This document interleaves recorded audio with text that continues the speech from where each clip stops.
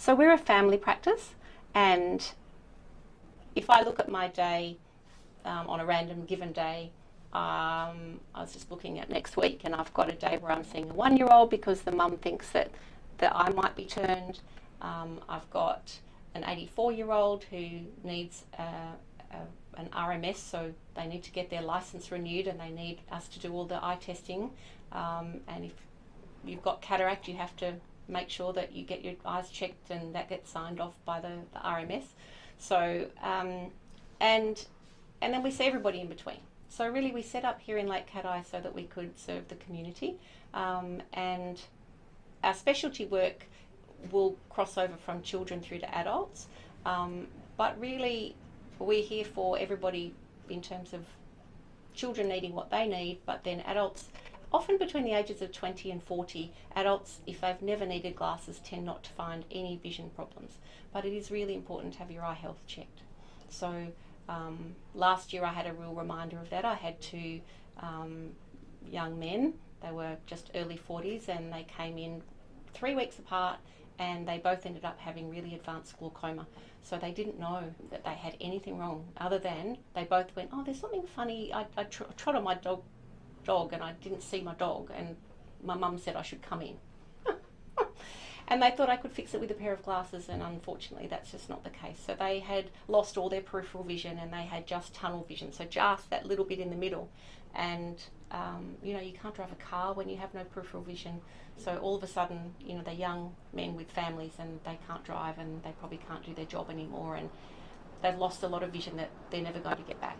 So so that was a real reminder for me that it is still so important that everybody gets an eye health check every couple of years. Medicare gives you a rebate for that, so it's an important part for everybody, and it is often between ages of 20 and 40. You don't, if you, as I said, didn't need glasses, you probably don't feel like there's anything wrong with your eyes, but that little 2 to 3 year eye health check can go a long way. And then along comes the 40s, the magic 40s. Everyone says, what happened? As soon as I turned 40, my eyes went downhill. But it turns out there's a really normal age-related change, and it just starts to affect you for little tiny things. You go and hold your phone and you can't quite see it, so you push it back, and then you push it back. And some people come in saying, I have no vision problems, just my arm's not long enough. So, and true, I mean, at the end of the day, it's not so much a problem. If your arm could be longer, it would be okay. But for most of us, we're on computers and we're on phones, and we have a lot of visually demanding things that we have to pay attention to, and our own eye goes through a change. If you never wear glasses, it will still happen. So people often ask me, oh, am I making my eyes weak or lazy? And I say, well, no, they're already working really, really hard to keep up with what you want them to do. We just need to give them a little bit of a helping hand. So, you know, if they only want to wear their glasses in the afternoons when they're tired, that's fine to start. But it is a time of change. So in your 40s, your eyes change. We know that it continues for about 10 or 15 years. And in that time, you'll really find that you need glasses more than you did the year before or the year before that.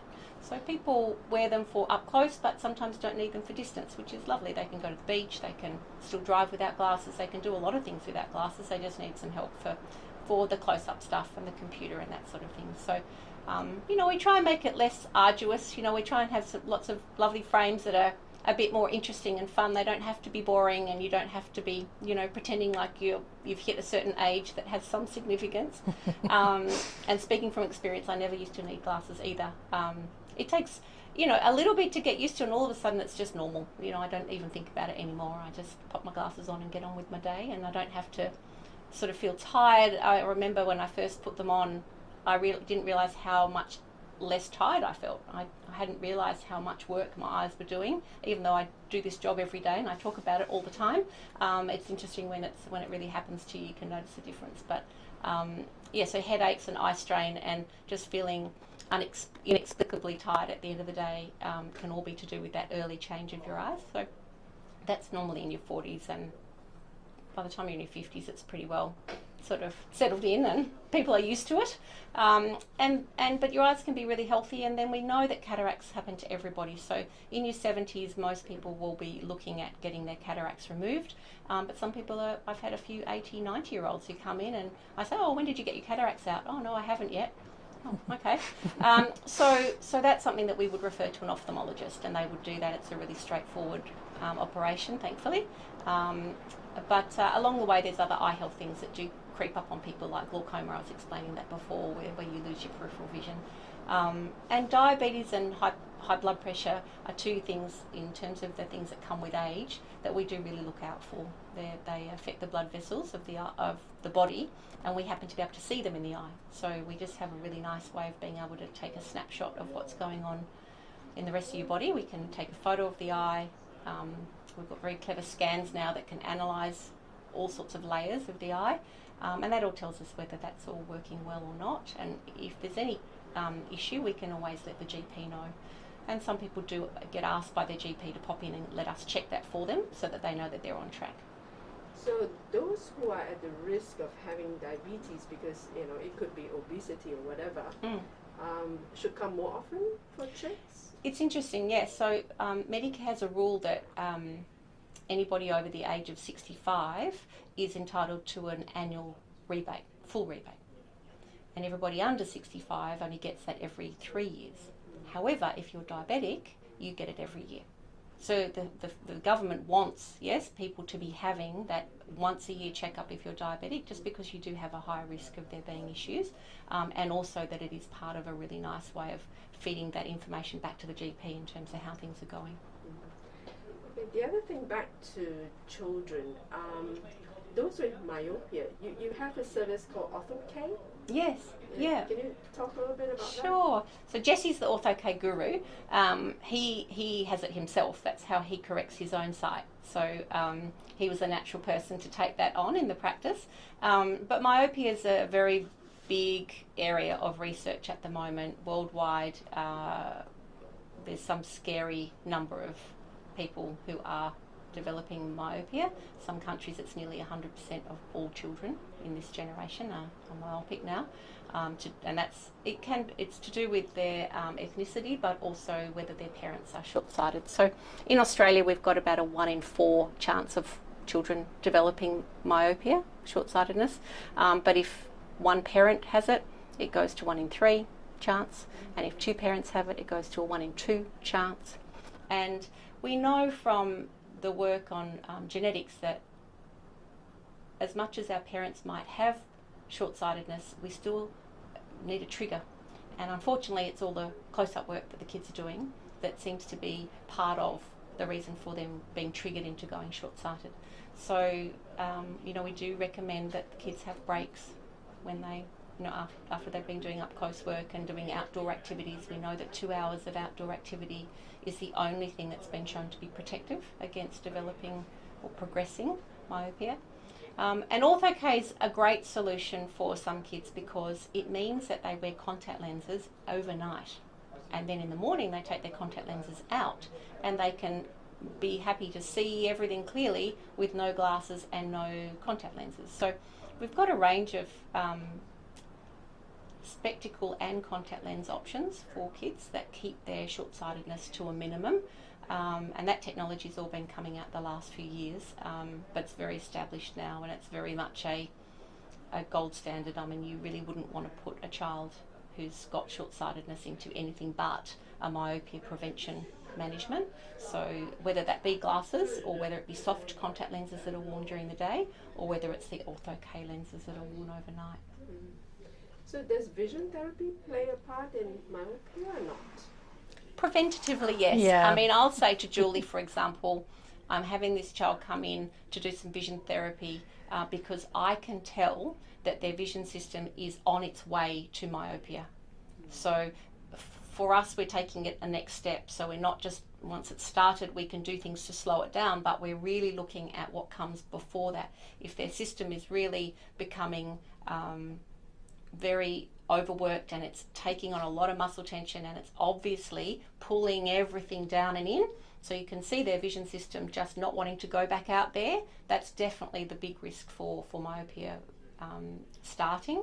So I say to Julie, hey listen, can you just get them to breathe and relax and let their eyes just go out there and know what that feels like? Because sometimes the kids, I don't realise, they're just spending all their time, they come into my room with their head in a book and I have to say hello to them, and they don't even want to really look up from their books. So they're the kids that are the high risk kids. So we have a chat to the parents and decide if it's a good thing, and so they'll go in and it's really an education for them. Like, I think that's part of what our role is too. If the kids are really empowered to know, wow, I didn't know my eyes were doing all of that for me. They just take it for granted like we all do. So helping them to understand what goes into their eyes, giving them close vision and then going back out to far and coming back in again, it helps them to make better choices as they get older in terms of breaks and, being able to look after their own vision system and not rely just on glasses or contacts or whatever. Yeah. So I use it more as a preventative measure for myopia. Yeah. Yeah, because you want the kids doing a variety of tasks, day to day, not just being, like Natasha says, up in the morning on their devices, and then they might be at school here, and then they get home from school and they're here. So if they're outside, then obviously they're not looking at anything up close. It's going to be whether they're skateboarding or bike riding. They're outside, they're looking out far, actually resting their eyes. So this is when they're working hard, anything that they're doing up close. When I was young, my mum said, look at green grass. Does that help? Beautiful. Green grass, leaves on the trees, ducks in the pond. Well, it's interesting you say that, because clouds. They don't really fully understand why, but it's not just about being in an open space. It's something to do with natural sunlight. There is something magical about natural sunlight that is different to artificial man-made light. And so that's why the outdoors bit is so important. And I do counsel parents and I say, look, if the kids are looking at two options of a hobby, try and pick the outdoor one. Yeah, if there's two and they're interested in both and one's indoors and one's outdoors, because of their family history and everything else that they've got already as a risk factor, I say, look, if you could, just try and get them to choose the outdoor one, which is why Australia is so we've got such a lower rate, because we tend to have a much more outdoor lifestyle here, which is lucky for those kids. But it is interesting how many, if you come down to it and you talk to a parent or a child about how much time they spend outside. Not a lot. They, because parents are busy too, aren't they? Yeah. And if the kids are quiet because they're on their device, often the parents are just relaxed because the kids are being quiet, and so that expectation. 2 hours a day can be seem like a lot on top of schooling and everything else they try to get done. But if they can maybe walk to school or walk to the bus stop or that kind of thing, just factor it in. If they've got total jobs 2 to do, hours. Make it be that they're outdoors, walking the dog, or they're feeding the chickens, or they're, I don't know, just things that are at least getting them out and about. Trampoline, out the trampoline. Yeah. Okay, thank you. Okay. The one thing Natasha didn't talk about was the dry eye. We're getting a lot of dry eye patients now. Are they because they found they're us. older, or? I think they understanding now that it's something we can help with, whereas it's not just something they have to sort of battle on with on their own. So do they have drops or? Yeah, we drops, and also, well, it's interesting, if you've got a vision problem, you tend to stare at things a bit, so you don't blink as often. And so it's the blink that provides the tears that creates the happy environment for your eye, and then you don't get dry eye. But we're all looking at computers, and we know there's all these studies that have been done to show that we slow down our blinking when we're on a computer. And then we're in air conditioning, so then that adds another layer of evaporation of the tears. So we're running our eyes at a pretty low tear rate, and so it's quite common to get dry eye problems. But it's a bit, I say to my patients, it's like the headache to migraine continuum. Some people have the odd headache and other people are plagued by migraines, and they're both, the same but at different ends of the spectrum. So some people's dry eye bothers them once a year, and other people it's a daily, every hour thing. So it interferes with their vision, because the first thing that the light hits is the tears. So if they're patchy, then your vision's going to be patchy. So they say, I just can't see clearly, and it's not their glasses, it's because the tears are so uneven that they can't possibly get a nice clear picture. So we use drops to help them, but we also look at the way the tears are produced. You've got glands in your bottom lid, top lid, and if they're blocked, then you're not getting a whole lot of moisturiser coming through every time you blink. So we've got a heat treatment that we can do in office, and then we go and we unblock those glands under the microscope, and then people realise they don't need their drops as often, and they feel like they're on top of their dry eye much better. So, I mean, some more women than men will find that they're a bit low in their omegas, omega-3, omega-6, and so there are some little capsules that are specifically made for dry eye that help that layer of the tear film. So that's the outside layer that stops evaporation. It's an oily based layer. So it's all, as per usual, the body's very complicated and tears are no different. So conferences are now full of lots of information on dry eye, because we're realising that just a little change can make a big difference to someone's comfort and also vision. So obviously that's the world we live in, and that's what our role is to help people with. So even if they know they only need it on certain days, or they only need it once a day on normal days, but more the rest of the time, some people discover that they don't sleep with their eyes shut. Who would have thought? Well, babies are often especially like for their that. partner. Babies, can often be disconcertingly like asleep but still with their eyes a little bit open. Well, apparently, because I say to people, well, if that's the case, you need to wear a little, like nice, one of those airline masks, a little night mask, and they go, oh, it made such a difference. Not sleeping with the fan on. Well, that's, fine if it's not 36 degrees like it is today. But, there's or gel that you can put a little bit of gel in the bottom of your lid just before you go to sleep, and that just protects your eye overnight. And then people go, oh, I don't feel so bad in the morning, and then they have a much better day. So, like I said, it's a continuum. For some people, it's hardly anything, and other people, it really, really interferes with nearly every aspect of their day. Yeah. So yeah, you do have to look at. I have dry eye, and I'd use drops and the heated iPad thing. It's interesting what you were saying about the tears, because some people have dry eye and they say, but I can't have dry eye because my eyes are watering all the time. But that's because the eyes are dry, So it's, well, they're different tears, you see. So when your eye's dry and irritated, it triggers the watery tears, and the watery tears only come when you're bothered by something. You either stubbed your toe, or you've got something in your eye, or your eyes are dry. So, but they're completely different tears. But it is a bit ridiculous, isn't it? When people say, what? Yeah. I can't possibly have dry eye. I've got watery eyes, and they drip and they carry on. And so I say to them, no, you need to put good tears in your eye via the drops, and then they'll stop watering. And I think they look at me a bit sceptical, but then they come back going, you're right, it worked. But it is something you do have to manage. So even finding time for me to sit for 10 minutes with my little heat mask on, it's lovely, but there's the other things I want to be doing, and I just take that time and I think, okay, I've got 10 minutes. And then they just feel refreshed afterwards. But yeah, I need to do it every day, and then I'm good. So yeah. Yeah, there's lots of different. Julie comes to work and her eyes a bit red and irritated, and I go, did you use your heat mask? Have you been good? Have you been doing what we know you should be doing? And it is, and that is part of the dry eye challenge, is that if you don't wait use till what they're you're really dry, it won't work. Yeah. So we have to make it practical. I could give someone 5 things to do and they'll do none. So I have to go, now which one's the most important thing? I'll give them that one and we'll see how that goes. And then we'll top it up if we have to. So it's, But yeah, women especially of a certain age, like you say, more hormonal. Yeah, it can be seem to get more dry influenced. eye. Yeah. Okay. Anything else? Don't think so. That was good. The dry eye a little bit. That was great. Bit of dry eye. Yeah.